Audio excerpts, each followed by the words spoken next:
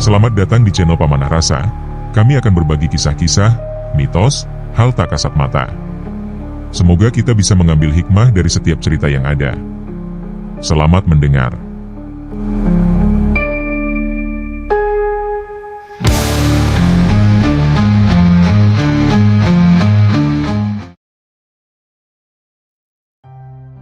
Tidak semua kepulangan membawa kehangatan.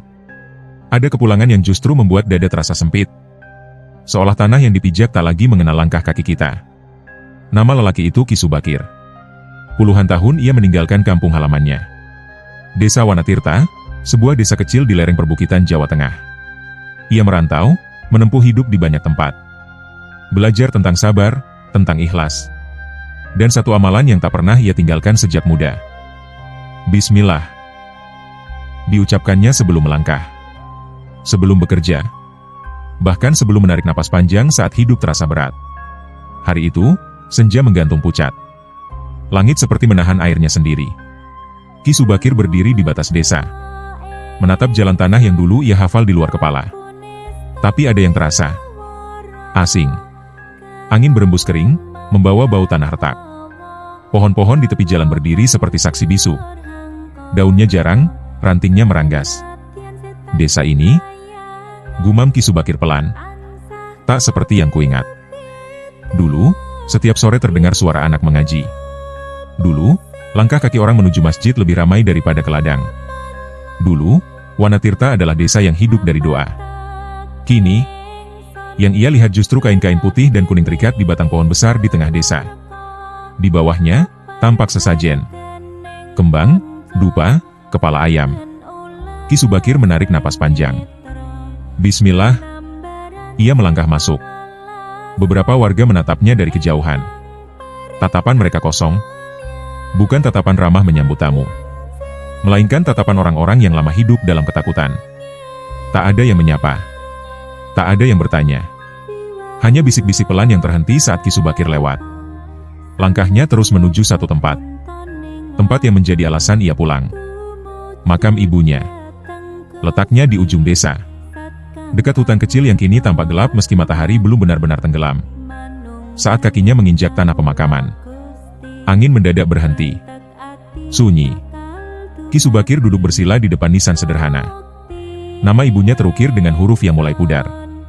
Tangannya gemetar saat menyentuh batu nisan itu. Ibu. Suara itu nyaris tak terdengar. Ia menunduk. Doa mengalir lirih. Ayat demi ayat keluar dengan tenang. Dan seperti biasa, semuanya ia awali dengan Bismillah. Saat itulah, sesuatu terjadi. Tanah di sekitar makam terasa hangat. Bukan panas, tapi hangat, seperti dada yang baru saja didekap rindu. Angin kembali berembus, membuat daun-daun kering berputar pelan. Di balik pepohonan, sepasang mata menyala samar. Putih. Bukan cahaya yang menyilaukan, tapi cukup untuk menembus gelap. Ki Subakir tak melihat apapun. Ia larut dalam doa. Tak tahu bahwa sejak langkah pertamanya memasuki desa, ada yang mengikutinya. Penjaga lama. Pusaka yang tak berbentuk benda. Makhluk yang terikat bukan oleh mantra, melainkan oleh keikhlasan. Di kejauhan, bayangan besar itu duduk tenang. Macan putih. Diam. Menunggu. Dan di balik desa yang kering dan sesat ini, angkara murka mulai terusik. Karena kepulangan Ki Subakir bukanlah kepulangan biasa. Ia adalah awal dari sesuatu yang selama ini terkubur di tanah Wanatirta. Malam turun perlahan di desa Wanatirta. Bukan malam yang menenangkan, melainkan malam yang terasa berat. Seolah udara ikut memikul beban yang tak terlihat. Lampu-lampu rumah menyala satu persatu. Redup dan jarang. Seakan desa ini tak ingin benar-benar terjaga. Ki Subakir masih berdiri di depan makam ibunya. Doanya telah selesai. Namun hatinya belum juga terasa ringan. Ada sesuatu yang tertinggal di udara. Sesuatu yang tak mampu ia pahami dengan pikiran. Ia melangkah pergi dari makam itu. Bismillah. Baru beberapa langkah menjauh, tanah di belakangnya bergetar halus. Bukan gempa. Bukan pula hembusan angin. Lebih seperti napas panjang dari sesuatu yang baru saja terbangun. Ki Subakir berhenti. Menoleh perlahan. Gelap. Hanya bayangan nisan dan pohon-pohon tua. Perasaanku saja, gumamnya pelan. Ia melanjutkan langkah menyusuri jalan setapak yang diapit rumpun bambu. Angin berdesir di sela-sela batangnya, menghasilkan bunyi gesekan panjang. Seperti bisikan yang sengaja dipelankan. Ki Subakir mengerutkan dahi. Ia berhenti lagi. Tidak ada siapa-siapa. Namun bulu kuduknya berdiri. Jauh di balik bambu. Sesuatu bergerak tanpa suara. Bayangan besar. Langkahnya mantap, tenang. Putihnya samar. Menyatu dengan kabut tipis malam. Rumah tua peninggalan orang tuanya masih berdiri. Catnya mengelupas. Debu menempel di mana-mana. Namun aromanya masih menyimpan kenangan. Ki Subakir menyalakan lampu minyak. Listrik di desa itu sering padam. Begitu kata warga yang ia temui di jalan tadi. Ia duduk di kursi kayu tua. Baru saja hendak menarik napas panjang. Terdengar ketukan pelan di pintu. Ki Subakir berdiri. Menarik napas. Bismillah. Pintu terbuka. Seorang lelaki tua berdiri di hadapannya. Tubuhnya kurus. Wajahnya dipenuhi garis usia. Namun sorot matanya masih tajam. Meski menyimpan kelelahan. Apakah Anda Ki Subakir? Tanyanya lirih. Iya, Mbah. Saya sendiri? Jawab Ki Subakir. Lelaki itu tersenyum tipis. Nama saya Wiryo Dipuro. Saya penjaga makam desa. Ia melirik ke arah hutan kecil di kejauhan. Seolah memastikan sesuatu. Sejak sore tadi, tanah makam terasa tidak tenang. Ujarnya pelan. Tidak tenang? Tanya Ki Subakir. Wiryo Dipuro mengangguk. Sudah lama makam-makam di desa ini tidak merasakan doa yang tulus. Orang-orang datang hanya untuk meminta. Meminta hujan, meminta kekayaan, meminta keselamatan, tetapi lupa kepada Tuhan. Ia terdiam sejenak. Anda berbeda? Lanjutnya. Sejak Anda menginjakan kaki di desa ini, angin berubah. Seperti ada sesuatu yang terbangun kembali. Ki Subakir menunduk. Dadanya terasa berat. Apa yang sebenarnya terjadi di desa ini, Mbah? Tanyanya pelan. Wajah Wiryo Dipuro mengeras. Nada suaranya menurun. Desa ini telah terlalu jauh menyimpang. Katanya. Sekarang, warga lebih percaya pada sesepuh bernama Ki Ageng Sumangkir daripada kepada Tuhan. Nama itu menggantung di udara. Segala sesuatu harus melalui dia.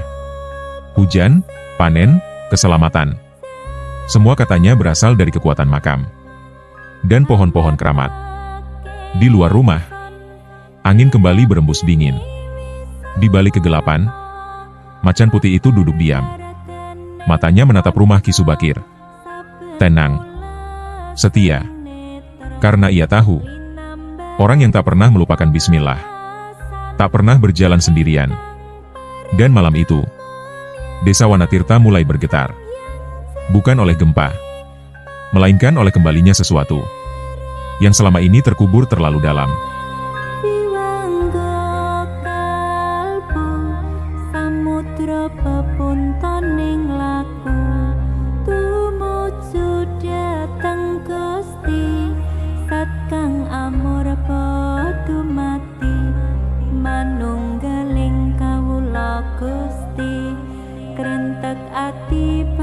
Pagi datang ke desa Wanatirta tanpa kesegaran. Matahari terbit, namun panasnya langsung menusuk tanah yang retak. Ki Subakir berdiri di depan rumah tuanya. Ia memandang sawah di kejauhan. Bukan hamparan hijau seperti yang ia ingat, melainkan tanah coklat keabu-abuan, kering dan pecah-pecah seperti kulit tua. Tak ada gemericik air. Tak ada suara burung. Yang terdengar hanya langkah pelan orang-orang desa yang berjalan dengan kepala tertunduk. Ki Subakir melangkah menyusuri jalan utama desa. Rumah-rumah berdiri rapat, namun pintunya banyak yang tertutup. Seolah penghuninya tak ingin berurusan dengan siapapun. Di sebuah sudut, ia melihat seorang perempuan tua duduk memeluk lutut. Wajahnya pucat, matanya kosong menatap tanah. Di depannya, seikat padi kering tergeletak tak berharga. Sudah 3 musim gagal panen, ujar perempuan itu tiba-tiba. Tanpa menoleh. Sawah kami mati. Ki Subakir berhenti. Duduk perlahan di sampingnya. Kenapa tidak berdoa bersama di masjid? Tanyanya lembut. Perempuan itu tersenyum pahit. Masjid sepi, nak. Doa dari sana katanya tidak lagi didengar. Jawaban itu menusuk dada Ki Subakir.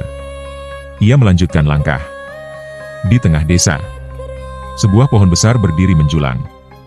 Akar-akarnya keluar dari tanah. Batangnya dililit kain putih dan kuning. Di bawahnya, orang-orang berjongkok. Beberapa membawa sesajen. Beberapa berbisik dengan wajah penuh harap dan takut. Kalau tidak ikut, nanti celaka, ujar seorang lelaki muda kepada temannya. Ki Ageng Sumangkir sudah bilang, yang melawan akan ditimpa penyakit. Nama itu kembali terdengar. Ki Subakir berdiri agak jauh. Dadanya sesak. Ia teringat masa kecilnya. Pohon itu dulu hanya tempat berteduh. Anak-anak bermain di bawahnya. Tak ada sesajen. Tak ada ketakutan. Sekarang, pohon itu menjadi pusat kuasa. Ki Subakir mengucap pelan, hampir tak terdengar. Bismillah. Angin berembus singkat. Daun-daun pohon itu bergetar keras. Membuat beberapa warga tersentak ketakutan. Jangan sembarangan bicara. Seseorang berbisik panik. Ki Subakir melangkah pergi. Di tepi desa, ia melihat bangunan kecil. Bekas pesantren. Dindingnya kusam. Pintu kayunya nyaris lapuk. Di dalam, hanya ada beberapa anak kecil. Duduk bersila mengelilingi seorang perempuan tua. Itu Nyai Raras Kencono. Suara mengajinya lirih. Hampir tenggelam oleh sunyi. Dulu murid saya ratusan, katanya saat Ki Subakir duduk di serambi. Satu persatu pergi. Orang tuanya takut dianggap melawan sesepuh desa. Sesepuh yang menakut-nakuti? Tanya Ki Subakir. Nyai Raras mengangguk. Ketakutan lebih cepat menyebar daripada iman. Ki Subakir menunduk lama. Di kejauhan, langit mulai menggelap meski hari belum sore.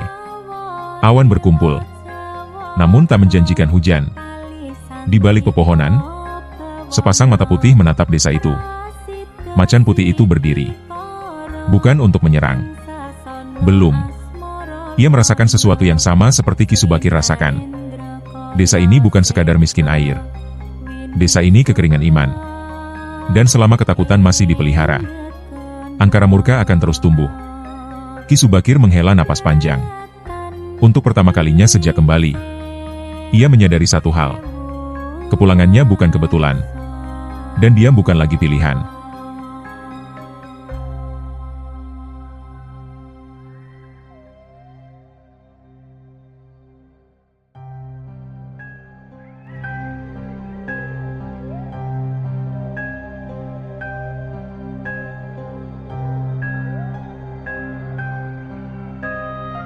Siang itu, udara di Sawanatirta terasa lebih panas dari biasanya. Bukan karena matahari, melainkan karena bisik-bisik yang beredar dari mulut ke mulut. Satu nama kembali disebut. Disebut dengan nada pelan. Hampir seperti doa. Namun penuh rasa takut. Ki Ageng Sumangkir. Ki Subakir mendengarnya di warung kecil dekat balai desa. Beberapa lelaki duduk melingkar. Gelas kopi mereka telah dingin. Namun tak satu pun berani meninggalkannya. Semalam ada orang kerasukan, ujar seorang lelaki berambut kusut. Katanya karena menolak ikut ritual pohon. Syukurlah Ki Ageng cepat datang. Sahut yang lain. Kalau tidak, bisa mati orang itu. Ki Subakir meneguk air putih di hadapannya. Dadanya terasa berat. Apakah tidak dibawa ke masjid? Tanyanya pelan. Percakapan langsung terhenti. Beberapa orang menoleh dengan wajah kaku. Masjid bukan tempatnya, jawab seorang pria setengah baya. Ini urusan gaib. Yang paham hanya Ki Ageng Sumangkir. Tak lama kemudian, kerumunan di luar warung menjadi gaduh. Beliau datang, seseorang berbisik. Ki Subakir berdiri. Ia melihat dari kejauhan seorang lelaki tua berjalan perlahan. Pakainya serba hitam. Tongkat kayu di tangannya diketukkan ke tanah dengan irama pasti. Wajahnya tenang, namun matanya dingin. Dialah Ki Aji Purboyo Cakti. Nama aslinya jarang disebut. Bagi warga, ia adalah Ki Ageng Sumangkir, penjaga desa, penentu nasib. Orang-orang menunduk saat ia lewat. Beberapa mencium tangannya. Beberapa berani menatap. Namun cepat-cepat mengalihkan pandangan. Ki Subakir memperhatikan dari jauh. Ada sesuatu yang salah. Bukan pada pakaian atau ucapannya, melainkan pada rasa yang ditinggalkannya di udara. Ketakutan. Ki Ageng Sumangkir berhenti di bawah pohon keramat. Ia menancapkan tongkatnya ke tanah. Warga Wanatirta? Suaranya rendah namun tegas. Kekeringan ini adalah tanda murka. Orang-orang menunduk lebih dalam. Masih ada yang berani mengingkari adat. Masih ada yang membawa ajaran lama, yang melemahkan penjaga desa. Beberapa pasang mata melirik ke arah Ki Subakir. Kalau keseimbangan terganggu, lanjutnya, maka jangan salahkan siapapun. Jika bencana datang, Ki Subakir melangkah maju satu langkah. Dadanya berdebar. Ia mengucap pelan, "Bismillah." Bukankah murka dan rahmat hanya milik Tuhan? Ucapnya tenang. Hening. Wajah Ki Ageng Sumangkir menoleh perlahan. Tatapan mereka bertemu. Untuk sesaat, angin berhenti berembus. Ki Ageng tersenyum tipis. Senyum yang tak menyentuh mata. Orang luar sebaiknya tahu diri, katanya. Desa ini sudah aman dalam penjagaan saya. Ki Subakir menunduk hormat. Namun suaranya tetap tenang. Penjagaan yang menumbuhkan ketakutan. Bukanlah penjagaan, Ki. Beberapa warga terisak pelan. Yang lain menggenggam kain bajunya erat-erat. Ki Ageng Sumangkir mengangkat tongkatnya sedikit. Tanah di bawah pohon bergetar halus. Kalau begitu, ucapnya dingin, kita lihat saja. Siapa yang benar-benar dilindungi. Di kejauhan, di balik pepohonan, macan putih itu berdiri. Bulu-bulunya meremang.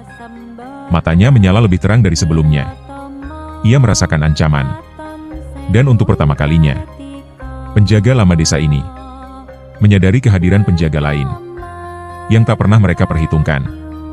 Malam itu, desa Wanatirta terasa lebih sunyi dari biasanya. Bukan sunyi yang menenangkan, melainkan sunyi yang menekan dada. Ki Subakir duduk sendirian di rumah tuanya. Lampu minyak menyala kecil di sudut ruangan. Bayangan di dinding bergerak pelan, mengikuti tarian api. Di luar, angin tak lagi berembus.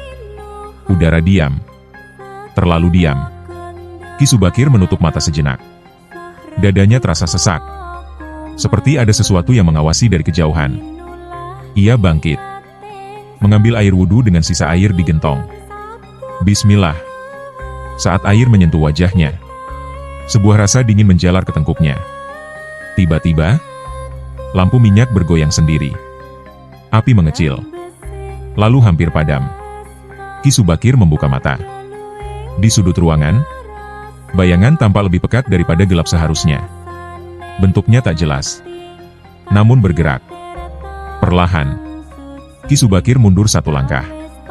Tangannya gemetar, namun suaranya tetap keluar dengan tenang. Jika engkau makhluk ciptaan Tuhan, kembalilah pada tempatmu. Bayangan itu mendesis. Udara di ruangan mendadak dingin. Pintu rumah bergetar. Jendela berderit, seperti ditekan dari luar. Ki Subakir menarik napas panjang. Bismillah. Bayangan itu mendekat. Kini ia bisa merasakan bau tanah basah. Dan sesuatu yang busuk. Tiba-tiba, suara langkah berat terdengar di luar rumah. Bukan langkah manusia. Tanah di halaman bergetar pelan. Bayangan di dalam ruangan berhenti bergerak. Ia mundur. Seolah takut. Dari celah jendela, sesuatu melintas cepat. Putih. Sangat besar. Tak ada suara auman. Tak ada teriakan. Namun tekanan di udara membuat bayangan hitam itu terpental ke sudut ruangan. Lalu lenyap. Seperti asap tertiup angin. Lampu minyak kembali stabil. Keheningan kembali. Ki Subakir berdiri terpaku. Jantungnya berdetak kencang. Apa barusan? Gumamnya. Ia tak melihat apapun. Tak tahu apa yang terjadi di luar rumah. Yang ia tahu hanya satu. Ancaman itu telah pergi. Di halaman rumah, di bawah cahaya bulan pucat, bekas tapak kaki besar tertinggal di tanah. Tapak kaki seekor macan. Namun sebelum Ki Subakir sempat melihatnya, angin berembus pelan, menyapu jejak itu, hingga menghilang. Di balik pepohonan, Satrio Paningit Wirabuana berdiri tegak. Matanya tajam menatap ke arah rumah. Ia tidak marah. Belum. Ia hanya memastikan satu hal. Orang yang selalu menyebut nama Tuhan masih berdiri di atas jalan yang lurus. Dan selama itu pula, ia akan tetap menjaga. Jauh di tempat lain, Ki Ageng Sumangkir membuka matanya dari semedi. Wajahnya tegang. Penjagaan lama, gumamnya, akhirnya bangkit. Api dupa di hadapannya padam sendiri. Untuk pertama kalinya, ia merasakan sesuatu yang tak bisa ia kendalikan. Dan malam itu, perang yang lama tertidur akhirnya dimulai.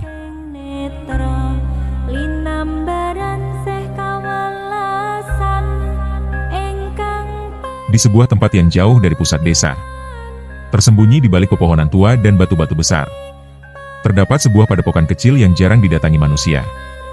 Di sanalah Ki Ageng Sumangkir mengasingkan diri setiap malam. Api dupa menyala kembali, mengeluarkan asap tebal yang berputar di udara. Bau menyengat memenuhi ruangan sempit itu. Ki Ageng Sumangkir duduk bersila. Matanya terpejam. Wajahnya tampak tenang. Namun urat-urat di lehernya menegang. Keluar, ucapnya pelan namun tegas. Udara di sekelilingnya berubah dingin. Bayangan hitam merayap dari sudut ruangan. Bentuknya samar, seperti asap yang memiliki kehendak. Ada apa, wahai penjaga adat? Suara itu terdengar. Bukan dari satu arah, melainkan dari segala penjuru. Ki Ageng membuka mata. Tatapannya tajam. Ada kekuatan lain di desa ini, katanya. Kekuatan yang tidak tunduk. Bayangan itu tertawa pelan. Suara tawanya kering. Sudah lama aku merasakannya, ujar makhluk itu. Penjaga lama yang seharusnya mati bersama keyakinan lama. Ki Ageng mengepalkan tangan. Dia datang bersama orang itu. Bayangan hitam berputar lebih cepat. Orang yang menyebut nama Tuhan. Tanpa takut, kata makhluk itu. Itulah yang membangunkan penjaga tersebut. Ki Ageng terdiam. Tenang saja, lanjut bayangan itu. Penjaga sekuat apapun akan melemah jika manusia yang dijaganya ragu. Bagaimana caranya? Tanya Ki Ageng lirih. Tanamkan ketakutan, jawab suara itu. Buat ia merasa sendiri. Buat ia percaya bahwa kebenaran tak lagi berpihak padanya. Asap di ruangan menebal. Api dupa kembali menyala besar. Ki Ageng Sumangkir tersenyum tipis. Aku akan membuatnya dipilih, katanya. Antara meninggalkan desa ini, atau melihat orang-orang yang ia lindungi menderita. Bayangan hitam itu tertawa lagi. Kali ini lebih keras. Pagi datang dengan langkah berat. Ki Subakir terbangun sebelum fajar. Dadanya masih terasa tidak tenang. Ia berdiri di depan rumah, memandang langit yang kelabu. Desa Wanatirta masih terlelap. Namun sesuatu telah berubah. Beberapa warga terlihat jatuh sakit. Seorang anak demam tinggi. Seekor ternak mati mendadak. Bisik-bisik mulai menyebar. Ini pertanda, kata seseorang. Sejak orang itu datang, Ki Subakir mendengar semuanya. Namun ia tak membantah. Ia hanya berjalan ke masjid kecil di ujung desa. Bangunan itu nyaris roboh, namun masih berdiri. Ia masuk, membersihkan lantai berdebu, mengumandangkan azan dengan suara pelan. Tak banyak yang datang. Hanya 3 orang tua dan 2 anak kecil. Namun saat suaranya menyebut nama Tuhan, angin berembus pelan. Di balik pepohonan, macan putih itu kembali duduk. Ia mengamati. Bisikan jin kafir mulai bekerja. Namun selama manusia itu masih memilih untuk berdiri dalam iman, penjagaan belum akan runtuh. Pertarungan ini bukan tentang kekuatan. Ini tentang keyakinan. Dan desa itu sedang diuji hingga batasnya. Desa Wanatirta tak lagi hanya kering oleh air. Ia mulai kering oleh kepercayaan. Pagi itu, kabar buruk menyebar lebih cepat daripada matahari terbit. Seorang anak jatuh sakit semakin parah. 2 ekor kambing ditemukan mati di kandangnya. Sumur tua di dekat balai desa mengering sepenuhnya. Dan satu nama terus disebut, Ki Subakir. Ia mendengar bisik-bisik itu saat berjalan melewati pasar kecil desa. Tak ada yang mengucapkannya dengan suara lantang, namun cukup keras untuk menyayat telinga. Sejak dia datang, dia membawa ajaran lama. Penjaga desa marah. Ki Subakir berhenti sejenak. Dadanya berdenyut. Bismillah. Ia melanjutkan langkah. Di bawah pohon keramat, warga berkumpul. Wajah-wajah mereka tegang, takut bercampur marah. Ki Ageng Sumangkir berdiri di tengah mereka. Tongkatnya tertancap kuat di tanah. Ini bukan kebetulan, ucapnya tegas. Desa ini sedang diuji, karena ada yang mengganggu keseimbangan. Beberapa warga mengangguk. Beberapa mengepalkan tangan. Kalau dia benar, lanjut Ki Ageng. Kenapa bencana datang setelah dia pulang? Pertanyaan itu menggantung. Dan tanpa sadar, jawabannya telah ditanamkan. Ki Subakir berdiri di kejauhan. Ia bisa merasakan tatapan-tatapan itu. Berat. Menusuk. Ia melangkah maju. Bencana bukan tanda murka manusia, ucapnya tenang. Dan ketakutan bukan jalan keluar. Kerumunan bergemuruh. Diam, teriak seseorang. Kau tidak tahu apa-apa. Pergi saja dari desa ini, teriak yang lain. Ki Subakir menatap wajah-wajah itu. Wajah yang dulu ramah. Wajah tetangga. Wajah saudara. Kini berubah. Untuk sesaat, hatinya goyah. Ia menunduk. Tangannya mengepal. Bismillah. Angin bertiup lebih kencang. Daun-daun pohon keramat berguguran. Beberapa warga mundur ketakutan. Ki Ageng Sumangkir menatap Ki Subakir tajam. Senyum tipis muncul di bibirnya. Ia tahu. Keraguan mulai bekerja. Malam itu, Ki Subakir duduk sendiri di masjid. Lampu mati. Hanya cahaya bulan yang masuk dari jendela. Ia menunduk lama. Aku hanya ingin desa ini kembali, bisiknya. Kenapa jalannya terasa begitu berat? Di luar masjid, sesuatu bergerak pelan. Macan putih itu mendekat. Untuk pertama kalinya, ia tidak hanya mengamati. Ia duduk tepat di depan pintu masjid. Tubuhnya besar.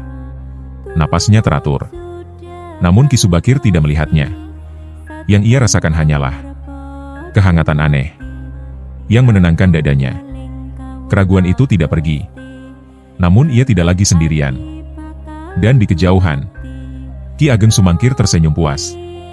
Ia yakin, satu dorongan lagi akan membuat Ki Subakir jatuh.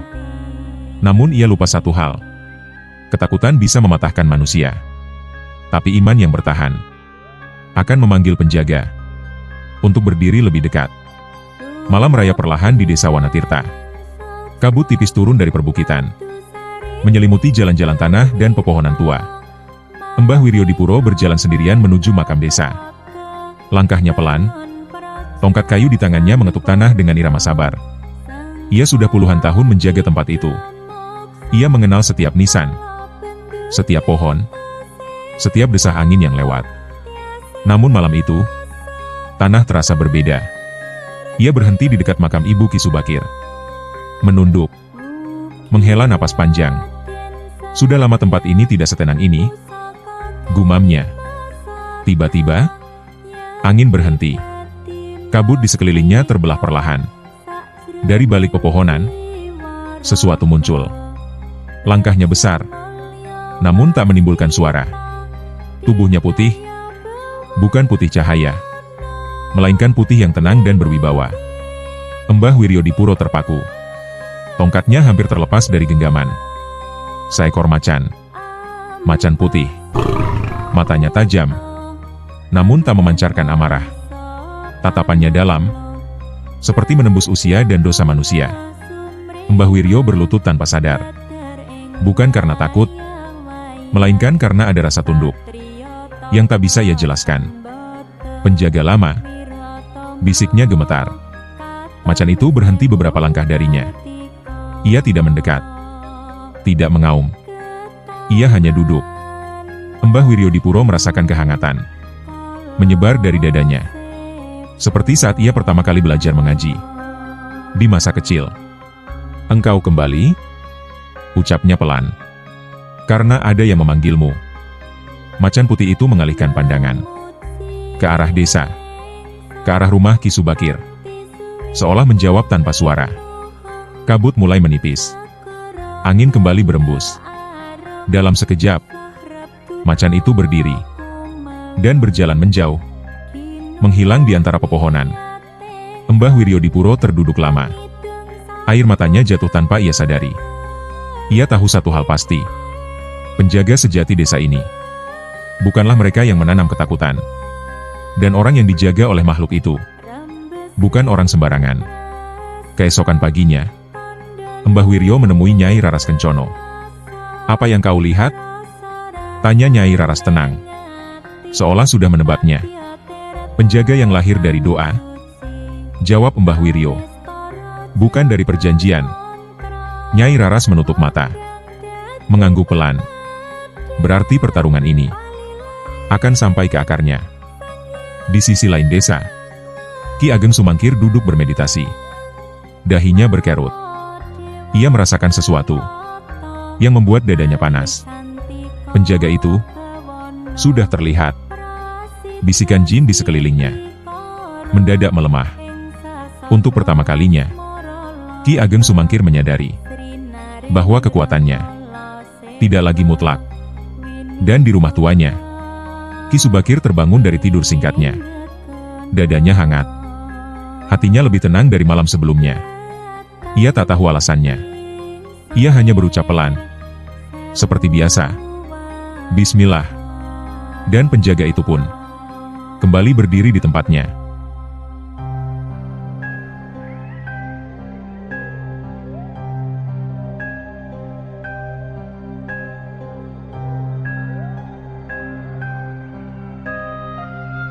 Pagi itu, kabut belum sepenuhnya terangkat dari desa Wanatirta. Udara terasa lebih dingin dari biasanya. Namun tidak menekan seperti hari-hari sebelumnya. Mbah Wiryodipuro duduk di serambi rumah Nyai Raras Kencono. Di hadapan mereka, secangkir teh telah lama dingin.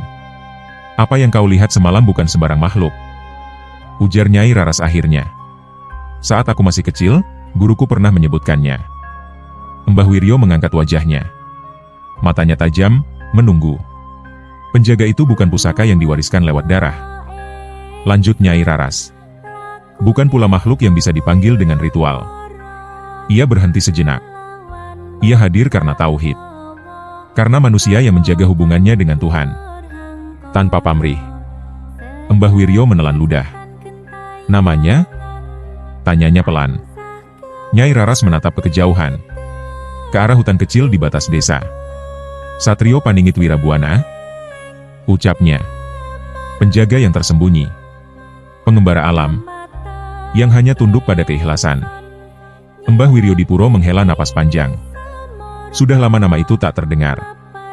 Karena sudah lama pula manusia berhenti hidup dalam kejujuran iman. Jawab Nyai Raras. Di tempat lain, Ki Subakir berjalan menyusuri sawah kering. Ia membawa cangkul kecil. Membantu seorang petani memperbaiki pematang yang retak. "Tak perlu," kata petani itu ragu. "Anda bisa dituduh macam-macam." Ki Subakir tersenyum tipis. Jika membantu dianggap salah, maka yang salah bukan bantuannya. Ia mengucap pelan. "Bismillah." Cangkulnya menghantam tanah. Keras. Namun di balik retakan, tanah terasa sedikit lebih lembab. Petani itu terdiam. Sementara itu, di padepokan tersembunyi, Ki Ageng Sumangkir membuka mata dengan kasar. Namakah ia sudah disebut? Hardiknya. Bayangan hitam muncul di hadapannya. Kali ini tak setebal sebelumnya. "Ya?" jawab suara itu enggan. "Dan itu melemahkan pengaruhku." Wajah Ki Ageng mengeras. "Kalau begitu, kita percepat," katanya dingin. "Kita buat manusia itu berhadapan langsung dengan kehilangan." Bayangan hitam itu tertawa pelan. namun terdengar ragu. "Berhati-hatilah," katanya. Penjaga itu tidak menyerang, tapi ia tidak pernah kalah.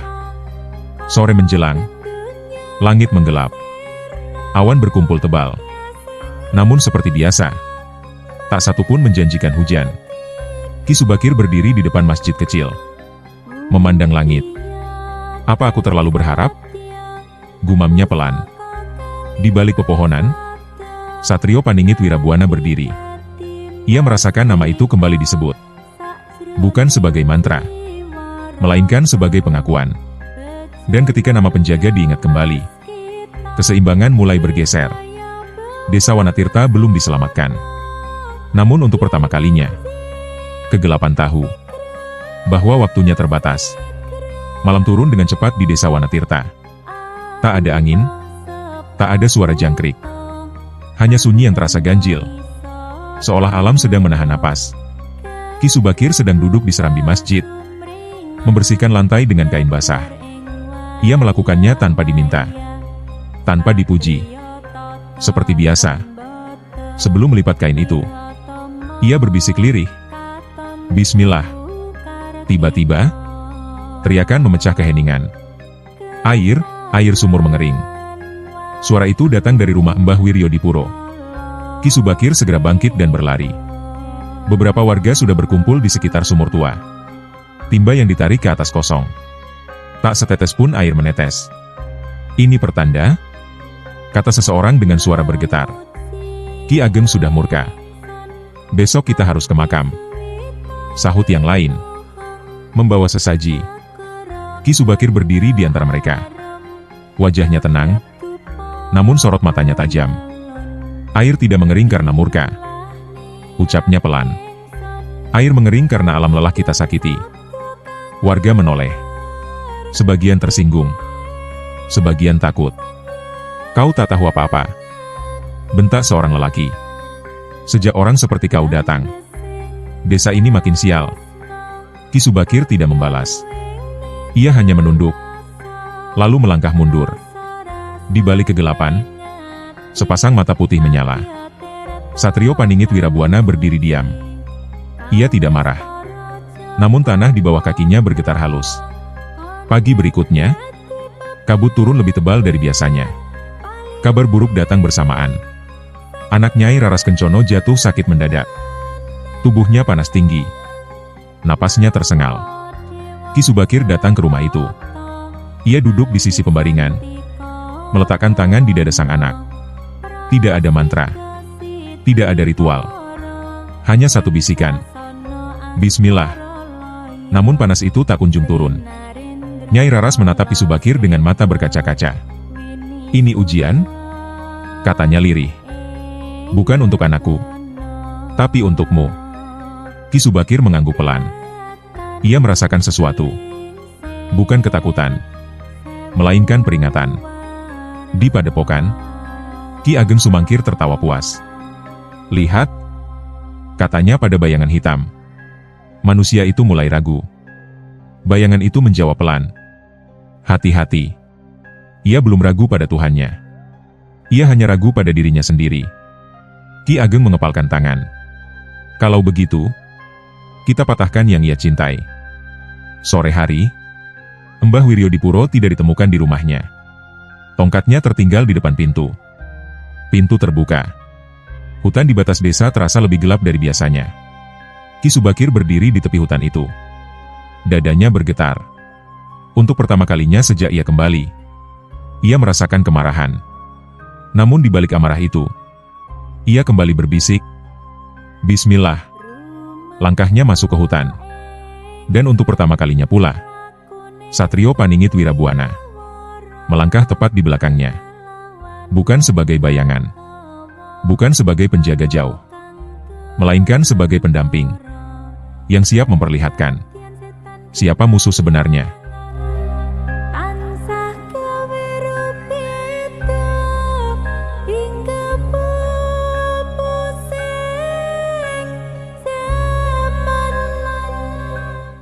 Hutan itu dikenal warga sebagai hutan Watu Geni. Tak seorang pun berani masuk setelah matahari tenggelam. Konon, siapapun yang melangkah tanpa izin pulang dengan jiwa yang tak utuh. Namun malam itu, Ki Subakir tetap melangkah. Daun kering berderak di bawah kakinya. Udara lembab bercampur bau tanah tua. Setiap tarikan napas terasa berat. Ia tidak membawa jimat. Tidak membawa pusaka. Hanya keyakinan yang ia rawat puluhan tahun. Dan satu kebiasaan kecil yang tak pernah ia tinggalkan. Bismillah. Di belakangnya, jejak kaki besar muncul di tanah basah. Langkah itu tenang. Mantap. Namun Ki Subakir tidak menoleh. Semakin jauh masuk, hutan berubah. Pohon-pohon tampak bengkok. Seakan menunduk bukan karena angin, melainkan karena beban. Ki Subakir berhenti. Di depannya, sebatang pohon tua berdiri menjulang. Akar-akarnya membelit batu besar. Di sana tergantung kain-kain lusuh. Sisa sesaji yang mengering. Dan di bawah pohon itu, ia melihat sesuatu. Tongkat Mbah Wiryodipuro. Ki Subakir berlutut. Tangannya gemetar saat memungut tongkat itu. Jika ini cobaan, gumamnya, aku mohon kekuatan untuk tetap lurus. Suara langkah terdengar. Namun bukan dari arah belakang. Dari depan. Sosok lelaki muncul dari balik bayangan. Tubuhnya tinggi. Wajahnya pucat. Matanya cekung seperti tak pernah tidur. Kau akhirnya datang? Kata sosok itu. Suaranya berat. Seolah datang dari dua dunia. Siapa kau? Tanya Ki Subakir tenang. Sosok itu tersenyum miring. Namaku Ki Aji Purboyo Cakti. Ucapnya. Aku penjaga kehendak Ki Ageng Sumangkir. Udara mendadak dingin. Aku tidak mencari masalah. Kata Ki Subakir. Aku hanya mencari orang tua yang hilang. Ki Aji tertawa pendek. Yang kau cari sudah memilih jalannya. Katanya. Dan kau akan memilih sekarang. Tanah bergetar pelan. Dari balik pepohonan, sepasang mata putih menyala terang. Ki Aji Purboyo terdiam sesaat. Keringat dingin mengalir di pelipisnya. Jadi benar? Gumamnya. Penjaga itu mengikutimu. Ki Subakir menoleh. Untuk pertama kalinya, ia melihatnya dengan jelas. Macan putih berdiri megah. Bulu bersih berkilau dalam gelap. Matanya tenang, namun mengandung kekuatan yang tak perlu ditunjukkan. Aku tidak memanggilmu, ujar Ki Subakir pelan. Macan itu menunduk sedikit. Bukan tunduk pada manusia, melainkan pada niat yang lurus. Tidak, kata Ki Aji lirih. Kau tidak memanggilnya. Kaulah yang dipilih. Tiba-tiba, bayangan hitam muncul dari tanah. Melilit kaki Ki Aji Purboyo. Ia berteriak. Wajahnya berubah panik. Tidak sekarang. Bentaknya pada sesuatu yang tak terlihat. Namun terlambat. Macan putih melangkah maju. Tanah bergetar lebih keras. Satu auman rendah menggema. Bukan auman kemarahan, melainkan peringatan. Bayangan hitam itu mundur. Lepas dari kaki Ki Aji. Namun Ki Aji tahu. Malam ini, ia telah kehilangan kendali. Ki Subakir berdiri di antara dua dunia. Ia kini tahu satu hal. Desa ini bukan sekadar butuh nasihat. Ia butuh keberanian untuk memutus rantai kegelapan. Dan tanpa ia minta, tanpa ia sadari sepenuhnya, Satrio Paningit Wirabuana telah berdiri di sisinya. Sebagai penjaga, sebagai saksi, dan sebagai awal dari pertarungan yang tak bisa dihindari. Hutan Watu Geni kembali sunyi. Bayangan hitam menghilang seperti tak pernah ada. Namun rasa dingin masih menggantung di udara. Ki Aji Purboyo Cakti berdiri terpaku. Sorot matanya tak lagi congkak, melainkan penuh perhitungan. Kau orang yang langka, Ki Subakir. Ucapnya pelan. Banyak yang datang dengan niat melawan. Tapi sedikit yang tetap tenang ketika penjaga muncul. Ki Subakir menggenggam tongkat Mbah Wiryodipuro. Ia tidak menjawab. Aku tahu apa yang kau inginkan. Lanjut Ki Aji. Kau ingin desa ini kembali makmur. Hujan turun. Sawah hijau. Anak-anak kembali mengaji. Ia melangkah lebih dekat. Aku bisa memberikannya. Ki Subakir mengangkat wajah. Tatapannya lurus. Dengan harga apa? Tanyanya. Ki Aji tersenyum tipis. Tidak mahal? Katanya. Hanya sedikit pengakuan. Sedikit kompromi. Ki Aji menunjuk ke arah pohon keramat. Biarkan warga tetap datang. Ucapnya. Biarkan mereka membawa sesaji. Bukan untuk disembah. Hanya sebagai perantara. Ki Subakir menghela napas. Kebenaran yang dicampur kebohongan. Tetaplah kebohongan? Jawabnya. Wajah Ki Aji mengeras. Kau terlalu kaku? Katanya. Dunia tak berjalan dengan hitam dan putih. Di belakang Ki Subakir, macan putih berdiri tegak. Ekor panjangnya bergerak pelan. Justru karena dunia abu-abu, kata Ki Subakir, manusia butuh pegangan yang lurus. Ki Aji terdiam lama. Kau sadar apa risikonya? Tanyanya akhirnya. Menentang Ki Ageng Sumangkir berarti menentang ketakutan warga. Dan ketakutan lebih setia daripada iman. Ki Subakir menunduk sejenak. Bayangan wajah ibunya terlintas. Desa masa kecilnya. Suara azan maghrib di antara sawah hijau. Lalu ia berkata pelan, kalau iman ditinggalkan demi takut, maka yang tersisa bukan lagi kehidupan. Tiba-tiba, tanah bergetar pelan. Aroma tanah basah tercium. Langit di atas hutan berkilat. Bukan petir, namun cahaya lembut yang menyusup di antara awan. Ki Aji menatap langit dengan wajah tegang. Ini belum waktunya, gumamnya. Ia melangkah mundur. Pertimbangkan tawaranku, katanya.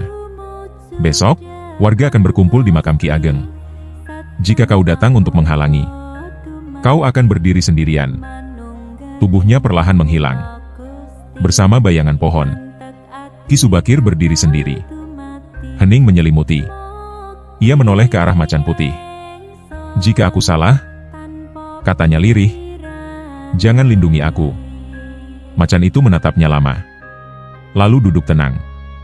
Seakan berkata, perlindungan bukan soal benar atau salah, melainkan niat yang lurus. Jauh di padepokan, Ki Ageng Sumangkir membuka mata. Ia merasakan getaran yang tak biasa. Manusia itu menolak, katanya dingin. Bayangan hitam menggeliat gelisah. Penjaga telah sepenuhnya terikat, bisiknya. Pertarungan tak bisa dihindari. Ki Ageng tersenyum tipis. Bagus, ujarnya. Besok, kita lihat siapa yang benar-benar diikuti manusia. Besok adalah hari penentuan. Bukan hanya bagi Ki Subakir, melainkan bagi seluruh desa Wanatirta. Pagi itu, desa Wanatirta lebih ramai dari biasanya. Warga berbondong-bondong berjalan menuju makam Ki Ageng Sumangkir. Di tangan mereka, tampah berisi kembang, kemenyan, dan makanan. Wajah-wajah lelah tampak bercampur harap. Bukan harap pada Tuhan, melainkan harap pada sesuatu yang mereka anggap lebih dekat. Ki Subakir berdiri di tepi jalan desa. Ia tidak membawa apa-apa. Hanya mengenakan pakaian sederhana. Ketika warga lewat, sebagian menunduk, sebagian memalingkan wajah. Apa kau tidak ikut? Tanya seorang lelaki tua ragu. Ki Subakir tersenyum kecil. Aku sudah berjalan ke tempat yang lebih dulu. Jawabnya pelan. Di kompleks makam, asap kemenyan mulai mengepul. Doa-doa bercampur dengan permohonan yang tak lagi jelas arahnya. Ki Aji Purboyo Cakti berdiri di sisi makam. Ia mengamati kerumunan dengan senyum samar. Satu langkah lagi, gumamnya. Tiba-tiba, seorang anak kecil terjatuh. Sesajinya tumpah ke tanah. Ia menangis. Tak seorang pun menolong. Semua sibuk dengan permohonan masing-masing. Ki Subakir melangkah masuk ke kerumunan. Ia membantu anak itu berdiri. Membersihkan lututnya yang kotor. Tidak apa-apa, katanya lembut. Ia menuntun anak itu menjauh dari makam. Beberapa warga berbisik. Suasana mulai tegang. Jangan ganggu ritual, teriak seseorang. Ki Subakir berhenti. Ia menoleh. Aku tidak mengganggu, katanya tenang. Aku hanya menolong manusia. Kerumunan mulai terbelah. Sebagian mendekat, sebagian mundur. Di udara, aroma kemenyan mendadak terasa pengap. Dari balik pepohonan, angin berhembus kencang. Asap berhamburan. Langit menggelap. Ki Aji Purboyo melangkah maju. "Kau berani menantang leluhur?" bentaknya. Ki Subakir menggeleng. "Aku menghormati leluhur," katanya. "Tapi aku tidak menyembah kuburan." Kalimat itu seperti cambuk. Warga terdiam. Tiba-tiba, tanah di sekitar makam bergetar. Beberapa orang jatuh terduduk. Teriakan panik terdengar. Namun anehnya, tak ada yang terluka. Dari kejauhan, terlihat bayangan putih melintas cepat. Di antara pepohonan, sebagian warga bersumpah. Mereka melihat seekor macan putih. Sebagian lain menutup mata, takut mengakuinya. Ki Aji Purboyo mundur setapak. Wajahnya pucat. "Ini peringatan," kata Ki Subakir lantang namun tenang. "Bukan ancaman." Ia menatap warga satu persatu. "Kita boleh miskin," lanjutnya, "tapi jangan menjual iman karena takut." Sunyi menyelimuti makam. Asap kemenyan padam perlahan. Di kejauhan, guntur bergemuruh. Namun hujan tak kunjung turun. Ki Ageng Sumangkir merasakan dadanya sesak. Ia tahu, hari ini kendalinya goyah. Namun ia belum kalah. Ki Subakir berjalan pulang. Langkahnya berat. Di belakangnya, Satrio Paningit Wirabuana berjalan sejajar. Untuk pertama kalinya, ia tidak bersembunyi sepenuhnya. Hari ini, kebenaran belum menang. Namun kebohongan mulai kehilangan tempat berpijak. Sejak hari sesaji itu, Desa Wanatirta tak lagi sama. Tak ada perayaan. Tak ada rasa lega. Yang ada justru kegelisahan. Beberapa warga mulai sakit tanpa sebab yang jelas. Bukan sakit tubuh, melainkan resah di dada. Tidur tak nyenyak. Mimpi buruk datang bergantian. Mereka melihat makam retak. Pohon keramat tumbang. Dan bayangan hitam yang berlari ketika dipanggil. Namun tak seorang pun berani bicara lantang. Malam itu, di rumah Nyai Raras Kencono, lampu minyak menyala redup. Beberapa warga berkumpul diam-diam. Wajah mereka penuh ragu. "Sejak sesaji kemarin," ujar seorang perempuan, "anakku malah demam. Dagangan tak laku," sahut yang lain. Padahal biasanya ramai. Ki Subakir duduk di sudut ruangan. Ia tidak memberi ceramah. Ia hanya mendengarkan. "Apa kami salah?" tanya seorang lelaki lirih. Ki Subakir mengangkat wajah. Pertanyaan itu, katanya pelan, adalah awal dari jawaban. Di tempat lain, Ki Aji Purboyo Cakti berjalan cepat menuju padepokan. "Guru," katanya tergesa. Warga mulai ragu. Ki Ageng Sumangkir membuka mata perlahan. Wajahnya keras. "Ragu adalah celah," ujarnya. "Dan celah harus ditutup dengan ketakutan." Ia berdiri. Tongkat hitam di tangannya bergetar. "Malam ini," katanya dingin, "kita buat mereka memilih." Langit malam menurunkan angin kencang. Pohon-pohon bergoyang liar. Suara ranting patah terdengar dari kejauhan. Di ujung desa, sebuah lumbung tua terbakar. Api menjilat cepat. Namun anehnya, tak ada yang berani mendekat. "Itu hukuman," teriak seseorang. "Karena kita ragu."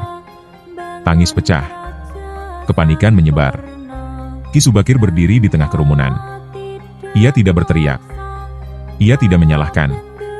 Ia melangkah ke depan lumbung yang terbakar. Panas menyengat wajahnya. Ia menengadah. "Jika ini ujian," ucapnya pelan, "maka aku terima." Bismillah. Api mereda. Tidak padam seketika. Namun cukup jinak. Hingga warga berani mendekat. Semua terdiam. Di balik asap, sepasang mata putih terlihat jelas. Bukan marah. Bukan mengancam. Menjaga. Sebagian warga jatuh berlutut. Bukan pada api. Bukan pada macan. Melainkan pada kesadaran bahwa ketakutan mereka selama ini diarahkan ke tempat yang salah. Di padepokan, Ki Ageng Sumangkir merasakan sesuatu runtuh. Hubungannya dengan jin kafir melemah. Penjaga itu, gumamnya geram, tidak menyerang, tapi menghapus pengaruhku. Bayangan hitam berbisik panik. Jika warga berhenti takut, aku tak punya tempat. Malam itu, retakan pertama muncul. Bukan pada makam, bukan pada pohon, melainkan pada keyakinan palsu yang selama ini mengikat desa Wanatirta. Namun Ki Ageng Sumangkir belum akan menyerah. Karena ketika pengaruhnya runtuh, ia tak lagi punya apa-apa selain dendam. Malam itu, hujan turun untuk pertama kalinya. Setelah bertahun-tahun. Tidak deras, tidak lama, namun cukup untuk membasahi tanah yang lama retak. Bagi sebagian warga, itu adalah harapan. Bagi Ki Ageng Sumangkir, itu adalah penghinaan. Ia berdiri di tengah padepokan. Rambutnya terurai. Napasnya berat. Mereka tidak lagi memanggil namaku. Geramnya. Mereka menyebut nama Tuhan mereka. Bayangan hitam bergetar di hadapannya. Kekuatanmu melemah, bisiknya. Penjaga itu menutup jalan. Ki Ageng mengepalkan tangan. Kalau begitu, katanya dengan suara rendah, aku akan mengambil sendiri yang tersisa. Di desa Wanatirta, Ki Subakir duduk di masjid. Air hujan menetes dari atap tua. Ia memejamkan mata. Bukan untuk meminta kemenangan, melainkan keteguhan. Bismillah. Di luar, angin berhenti mendadak. Satrio Paningit Wirabuana berdiri di halaman masjid. Bulu putihnya basah oleh hujan. Ia menengadah ke langit. Ia tahu, malam ini, batas akan dilampaui. Langit kembali gelap. Petir menyambar berulang kali. Ki Ageng Sumangkir berjalan keluar dari padepokan. Ia membawa pusaka hitam, yang berdenyut seperti jantung. Di belakangnya, Ki Aji Purboyo Cak Tiragu melangkah. Guru, katanya gemetar. Ini terlalu jauh. Ki Ageng menoleh tajam. Kau boleh berhenti, ujarnya. Tapi jangan menghalangi. Ki Aji terdiam. Untuk pertama kalinya, ia mundur. Tanah di sekitar desa bergetar. Warga berlarian keluar rumah. Tangis dan doa bercampur. Ki Subakir keluar dari masjid. Ia berdiri di tengah jalan desa. Ki Ageng Sumangkir muncul dari kegelapan. Wajahnya keras. Matanya merah. Kau pikir kau menang? Teriaknya. Aku adalah yang memberi mereka harapan. Ki Subakir menatapnya tenang. Harapan yang dibangun di atas takut. Bukanlah harapan? Jawabnya. Ki Ageng mengangkat pusaka hitam. Bayangan hitam membesar. Menelan cahaya. Namun sebelum ia melangkah lebih jauh, auman rendah menggema. Satrio Paningit Wirabuana maju. Berdiri di antara dua manusia itu. Tanah berhenti bergetar. Ki Ageng terdiam. Wajahnya pucat. Bukan kau lawanku? Kata Ki Subakir pelan. Kau sudah kalah sejak memilih selain Tuhan. Ki Ageng berteriak marah. Namun suaranya teredam hujan. Bayangan hitam terlepas dari tubuhnya. Menjerit, lalu lenyap. Ki Ageng Sumangkir jatuh berlutut. Pusaka hitam retak. Hening. Hanya suara hujan ringan. Dan napas manusia yang tersisa. Satrio Paningit Wirabuana menoleh pada Ki Subakir. Matanya teduh. Tidak ada kemenangan. Tidak ada sorak. Hanya kelegaan. Yang lahir dari kembalinya keseimbangan. Namun satu hal belum selesai. Karena setelah kegelapan pergi, manusia harus belajar berjalan. Tanpa ketakutan lama.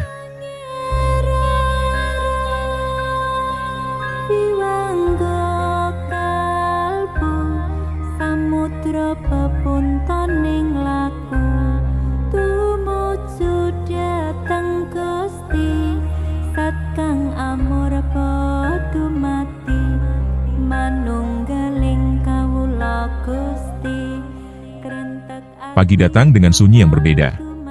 Tidak menekan. Tidak gelisah. Hujan semalam meninggalkan jejak basah di tanah sawah. Retakan mulai menutup perlahan. Air mengalir di parit kecil yang lama kering. Namun justru di tengah ketenangan itu, warga desa Wanatirta merasa canggung. Mereka berkumpul di balai desa. Bukan untuk sesaji. Bukan untuk ritual. Untuk bertanya.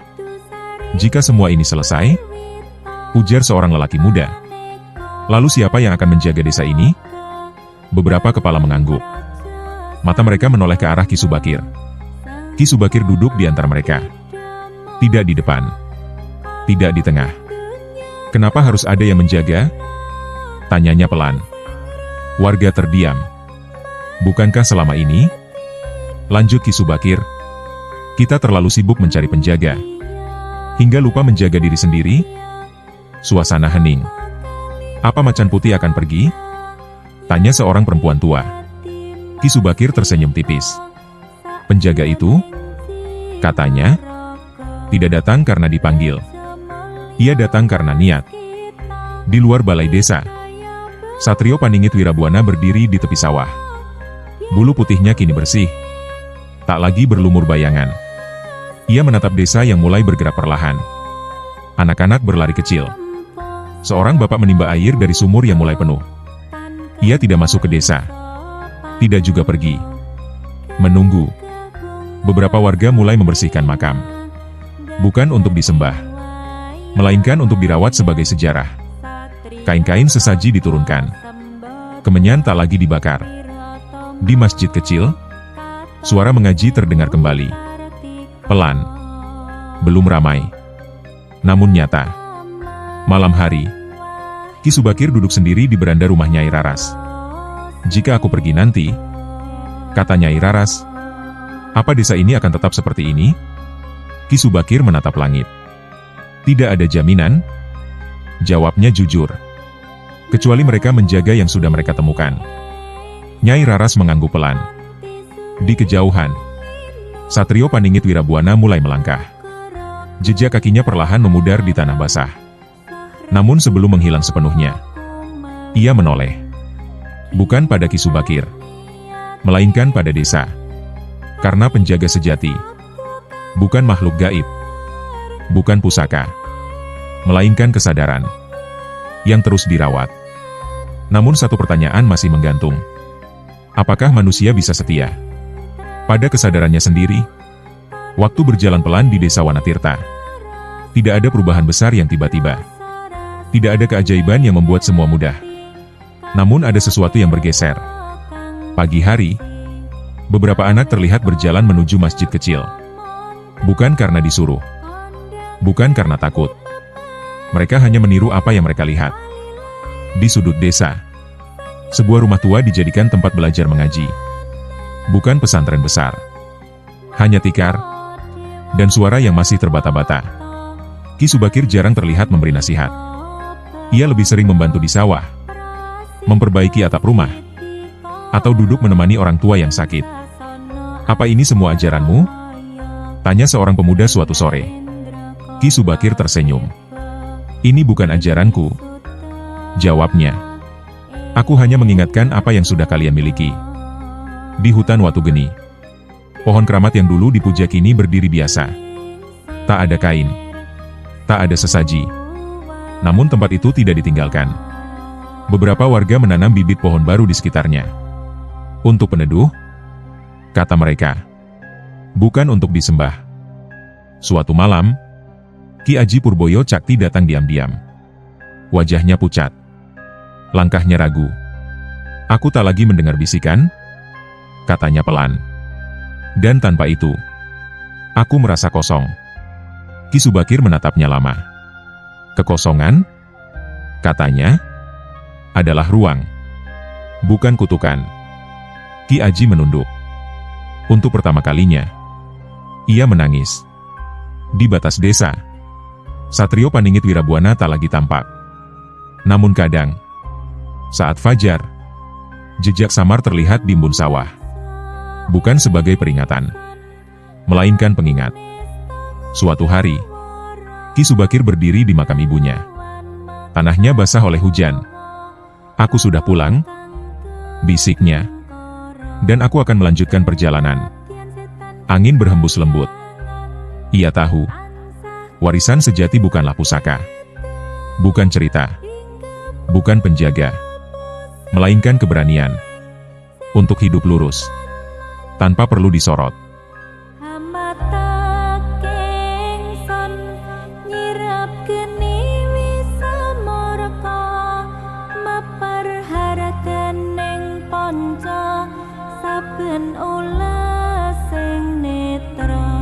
Musim berganti. Hujan datang lebih sering. Sawah mulai hijau kembali. Kemakmuran perlahan mengetuk desa Wanatirta. Dan seperti biasa, bersamaan dengan itu, datang pula kelalaian kecil. Beberapa warga mulai berkata, dulu desa ini selamat karena Ki Subakir. Yang lain menimpali, karena macan putih. Sedikit demi sedikit, nama Tuhan kembali jarang disebut. Dalam percakapan sehari-hari, Ki Subakir mendengarnya. Namun ia tidak menegur. Ia tahu, iman yang dipertahankan karena takut ditegur tidak akan bertahan lama. Suatu malam, seorang pemuda nekat membawa sesaji kecil ke hutan. Bukan karena yakin, melainkan karena takut gagal panen. Tak ada ritual besar, tak ada kemenyan, hanya kebiasaan lama yang mencoba hidup kembali. Namun malam itu, ia pulang dengan langkah gemetar. Aku merasa diawasi, katanya pada teman-temannya. Bukan ditakuti, tapi dipermalukan. Di hutan, Satrio Paningit Wirabuana berdiri diam. Ia tidak mendekat, tidak mengaum. Tatapannya cukup untuk membuat manusia mengingat. Ki Subakir mengumpulkan warga keesokan harinya. Bukan di balai desa, bukan di masjid, di sawah. Lihat tanah ini, katanya. Ia subur bukan karena siapapun, kecuali karena hukum Tuhan yang bekerja. Ia menghela napas. Jika kalian ingin kembali takut, tak ada yang bisa melarang. Tapi jangan membawa nama kebenaran untuk membenarkan kebiasaan lama. Warga terdiam. Malam itu, Ki Subakir berkemas. Ia menulis sepucuk pesan singkat dan menitipkannya pada Nyai Raras. Jika suatu hari mereka lupa lagi, tulisnya, jangan panggil aku, panggil kesadaran mereka sendiri. Saat fajar menyingsing, Ki Subakir melangkah meninggalkan desa. Di batas sawah, Satrio Paningit Wirabuana menunggu. Macan putih itu menatapnya lama, lalu menunduk perlahan. Bukan sebagai penjaga, bukan sebagai pusaka, sebagai saksi bahwa manusia pernah memilih jalan yang lurus. Namun cerita ini belum berakhir, karena setiap perpisahan menyimpan pertanyaan terakhir. Desa Wanatirta terasa lebih lapang setelah kepergian Ki Subakir. Tidak sepi, namun kehilangan arah sesaat.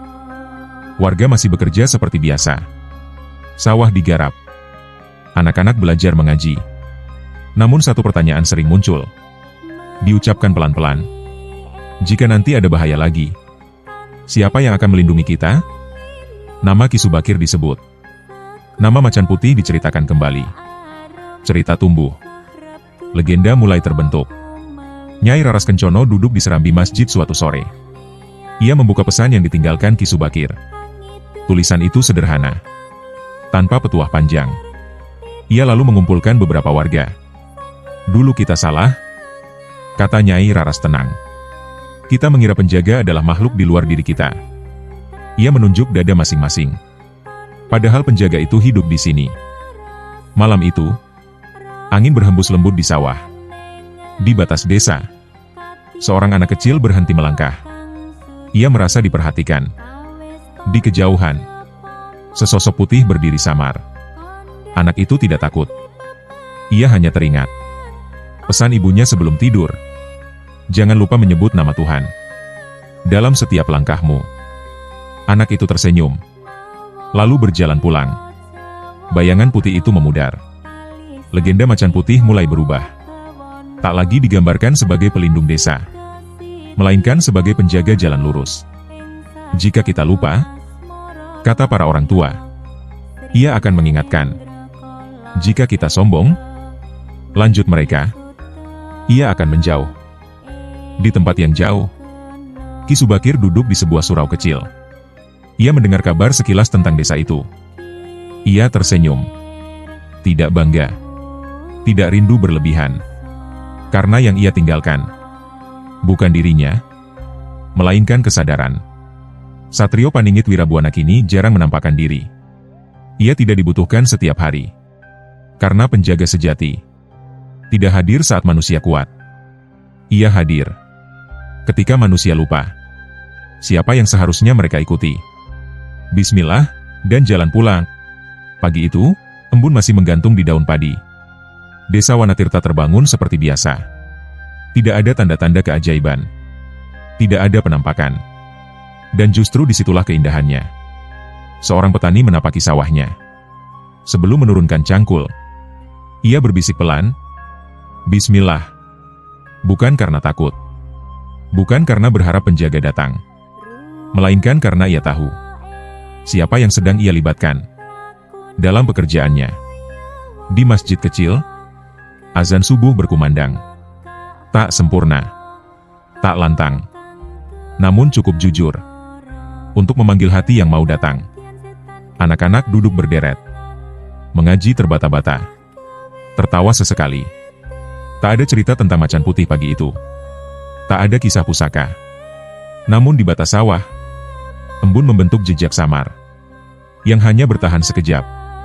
Nyai Raras Kencono menutup kitabnya. Ia menatap desa dengan mata teduh. Kita tak lagi butuh penjaga, gumamnya. Karena kita telah belajar menjaga. Di tempat yang jauh, Ki Subakir melangkah menyusuri jalan tanah. Tak ada yang mengenalnya. Tak ada yang menahannya. Ia berhenti sejenak, menatap langit pagi. Bismillah. Lalu melangkah lagi. Dan di antara dunia yang terlihat dan yang tak terlihat, Satrio Paningit Wirabuana berdiri sekejap. Tidak sebagai pusaka, tidak sebagai legenda, melainkan sebagai saksi bahwa satu niat yang lurus lebih kuat dari 1000 ritual yang kosong. Manunggaling kawula Gusti, krentek ati bakal dumati.